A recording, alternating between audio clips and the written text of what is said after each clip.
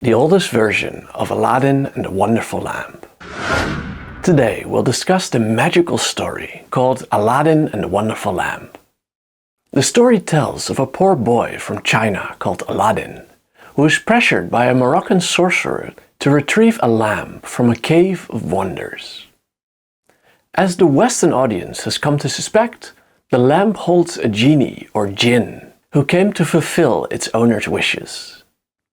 Surprisingly, the story of Aladdin also has a second lesser genie sealed in a magical ring. And of course there is a beautiful princess who is here called Badrul Badur. The story of Aladdin was presented to the European audience in the early 18th century as part of the first European translation of the Arabian Nights, also called the 1001 Nights. And soon 2 Arabic manuscripts of the night were published, which included the story of Aladdin. Yet these manuscripts were later revealed to be one of the great forgeries from history. And this is just one of the wild stories about the Western translations of the Arabian Nights. As we shall soon discover, the story of the translations of the Nights is just as engaging as the Nights itself. So let's dive in. Hey, good to see you. This is Stephan, author of In Search of the Sublime.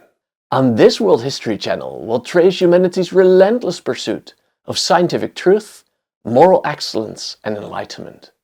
You'll meet anyone from Mesopotamian astronomers and Indian yogis to Greek philosophers and Enlightenment scientists. And you'll meet them firsthand using primary sources, giving you valuable insights that transcend the surface level understanding you get on other channels. So go check it out for yourself. Let's start. The first European translation of the Arabian Nights came from Antoine Galland around the year 1700. He had worked extensively in Turkey and the Levant and spoke Greek, Turkish, Arabic and Persian. So you think, the perfect person for such a translation. Through his work, Galland helped popularize the work in Europe, establishing the Nights as a classic. And this while interestingly, it was never considered literature at all in the Middle East, as many stories are naive and vulgar. Yet the Western audience was completely sold. Galland had gained an interest in the Arabian Nights after acquiring a manuscript of the Voyages of Sinbad in the 1690s, which he translated and published in 1701. Inspired by the success of Sinbad, which by the way never was part of the Nights, he began his translation of the Nights and published a 12-volume translation between 1704 and 1717. Galland's translation was based on a Syrian manuscript of the Nights, and by chance it is still the oldest extensive document of the Nights that we have in our possession, dated to about the 14th century. But erroneously, Galland then added Sinbad to his translation, although there is no evidence that this story was ever part of it. And there's more. In 1709, Galland was introduced to Hanna Diab, a male Christian Arab from Syria, who had come to Paris. Diab dictated from memory 14 stories, 7 of which Galland added to the Nights. And we still have his notes from their encounters, and from this we know that Galland made additional changes to the story as well.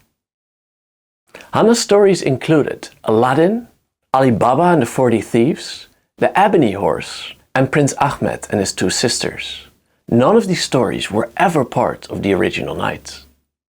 But Aladdin and Ali Baba did appear in Arabic manuscripts, but these later turned out to be translations from the French back into Arabic. One manuscript of Aladdin was produced by a Syrian priest named Don Chavis. The fraud was exposed when French ways of speaking, in Galland's version of the story, was translated directly into the Arabic, where it shouldn't belong. A Lebanese copyist named Michael Sabah also produced an Arabic manuscript, claiming that he found a Baghdad version of the Arabian Nights, which included Aladdin. And a fraudulent manuscript of Ali Baba also appeared, which was also shown to be a retranslation of Galland's French back into Arabic. But the list of frauds goes on. Maximilian Habicht from Germany claimed to be in the possession of a version of the Nights from Tunisia, which he published in 1825.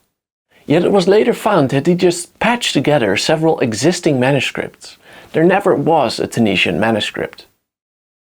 And in 1898, Joseph Mardres also published a huge 16-volume translation of the Nights. For this, he claimed to use a 17th century North African manuscript, which likely also never existed. Galland, in his first translation, had also left out the overly barbaric and erotic parts of the Nights, as not to shock his European audience of the time. But this was nothing compared to the translation of Edward William Lane, who published his translation in 1838. He removed all sexual references for his Victorian audience. And also questionable, by the way, was Lane's use of grandiose and mock-biblical language. Lane also tried to distinguish himself from earlier translators by his extensive knowledge of what he deemed typical life in the Middle East. He showed this by adding an enormous number of footnotes to his translation, which were so extensive that they were eventually republished as a separate book. He also removed stories from his translation that he found too boring, and he sometimes omitted entire passages because he thought they were inconsistent with what he considered to be typical life in Cairo. For instance, he omitted a drinking scene with women because he had never seen women drink in Cairo. The most curious translation, however, came from Sir Richard Burton, not to be confused by the actor in the 20th century of the same name. Richard Burton was an author, an adventurer, and an explorer of the stereotypical British type. According to a friend, quote, "He was the only man I knew who could fire the old-fashioned elephant gun from the shoulder without a rest, and his powers of endurance were simply marvelous. And he could drink brandy with a heroism that could have satisfied Dr. Johnson, a known lover of alcohol." Burton was also the first European to see Lake Tanganyika, the second largest freshwater lake in the world. And he also entered the restricted places of Mecca and Medina in disguise, where Westerners usually can't enter. And he also set up the Kamashastra Society to translate Indian erotica. Burton's translation of the Nights is a marvelously bizarre work. Even more so than Lane, he used mock Gothic language and added many archaic and obscure words, including Jeffersons, Fortalice, Camperley, Soothfast, and Vivisepulture. I have no idea what that all means. And the words whilom and anent were in his standard repertoire. One commenter jokingly said that it was often necessary to consult the original Arabic to understand Burton's English. Unlike previous translations, however, Burton did attempt to produce the rhymed prose of the Nights, instead of just giving a literal word-for-word translation. Yet in an attempt to recreate the colorful Arabic world in English, he added a lot of extra spices to the text that were definitely not in the original. And given that it was the 19th century, these comments were often racist. Although I have to mention a racism of this curious British type, for Burton had a great respect for other cultures and often preferred other cultures over his own. For instance, he was anti-Christian and thought Islam was better, as he considered it more rational and more useful for social control. Let's look at one of these racist comments. For instance, while the original Nights stated that King Shahryar's wife cheated on him with a black slave, Burton turned it into a big slobbering blackamoor with rolling eyes, which showed the whites, a truly hideous sight. Obviously, not an okay translation. Like Lane before him, Burton also added very lengthy notes based on his extensive experience in the Middle East. But where Lane was interested in typical Arabic culture, Burton was interested in the exotic. And he also presented himself as an expert on sex in the Middle East. In the words of the modern scholar Irwin, his notes are an encyclopedia of curious sexual lore. And to the scene from the Nights that we've just discussed, he adds the unnecessary notes about white women's predilection for black men based on their presumed huge male organs. We read, "Debauched women prefer black men on the account of the size of their parts. I measured one man in Somaliland, my God, who when quiescent, numbered neatly 6 inches. This is a characteristic of the Negro race, and also of African animals. He jumps from one topic to the next. For instance, the horse, where the pure Arab, man and beast, is below the average of Europe, he says. We continue. In my time, no honest Hindi Muslim would take his womenfolk to Zanzibar on account of the huge attraction and enormous temptation there, and thereby offered to them. And then later he says, upon the subject of imsak, that is the retention of semen, which is nowhere to be found in the night, I shall find it necessary to say more. And then the notes continue. And Burton, by the way, also wrote a lot about homosexuality in the Islamic world, claiming that it was everywhere. And equally crazy, he also wrote a lot about farting practices in the Middle East.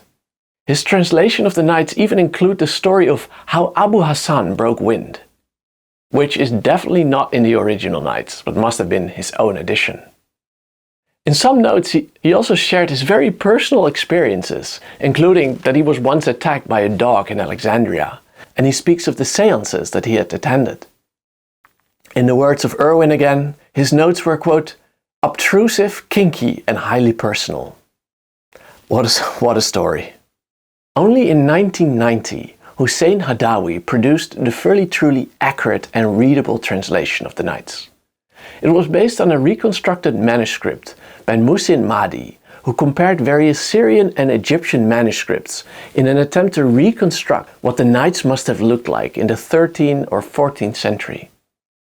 And this version is strongly recommended by scholars, although it only contains the first 35 stories of the text.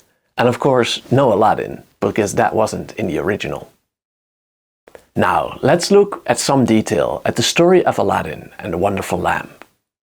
Curiously, the first sentence of the story tells us that the story sets in China, which was a curious choice as Aladdin is a clear Arabic name.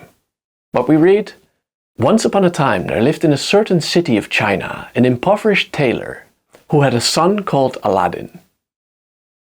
An unnamed sorcerer from North Africa, claiming to be Aladdin's uncle, then came up to him and promised to make the boy a wealthy merchant.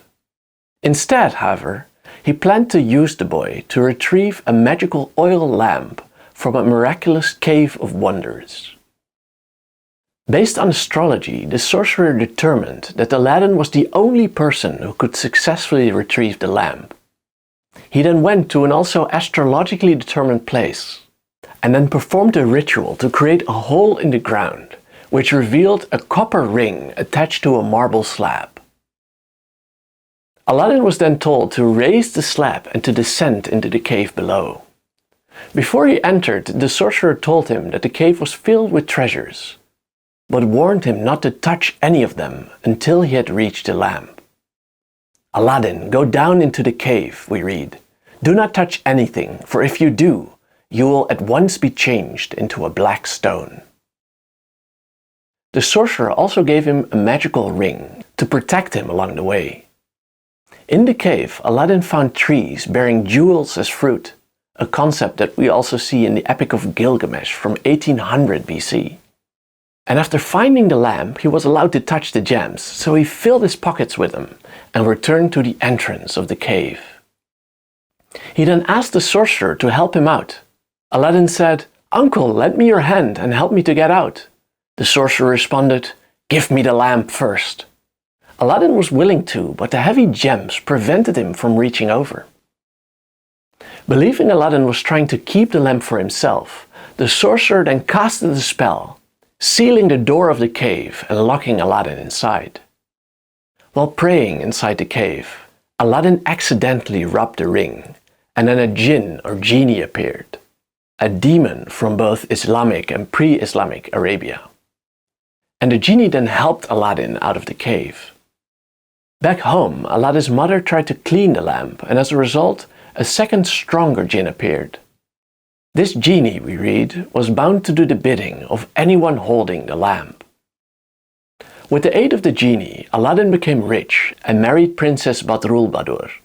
Hearing of his success, the sorcerer tracked Aladdin down and then tricked the princess by exchanging Aladdin's old lamp for a new one, unaware that there was a genie inside. The sorcerer then used the genie to transport Aladdin's palace, including the princess who was inside, all the way to North Africa, his homeland. Using the lesser genie, Aladdin then chased the sorcerer down. There, he secretly met with the princess. Together they agreed that she would seduce the sorcerer, distracting him enough to give her the opportunity to pour a drug into his food. Once unconscious, Aladdin killed the sorcerer and restored the palace to its original location. And that was the story. Contrary to popular opinion, the magic carpet is rarely mentioned in the Arabian Nights, and it does not appear at all in the original Aladdin. The only quote I found was this one from another story. Whoever sits on this carpet and wills in thought to be taken up and set down upon another site, will in the twinkling of an eye be born there, be that place nearby or distant and difficult to reach. So this was more a teleportation carpet than a flying one. And thus unfolded the great story of Aladdin and his wonderful lamp. Thank you so much for watching. If you want to know more about medieval Arabia or many of the other great topics from world history, then read my book In Search of the Sublime. You can read it for free on worldhistorybook.com, or you can buy a physical copy on Amazon. Thank you so much for watching. Bye bye.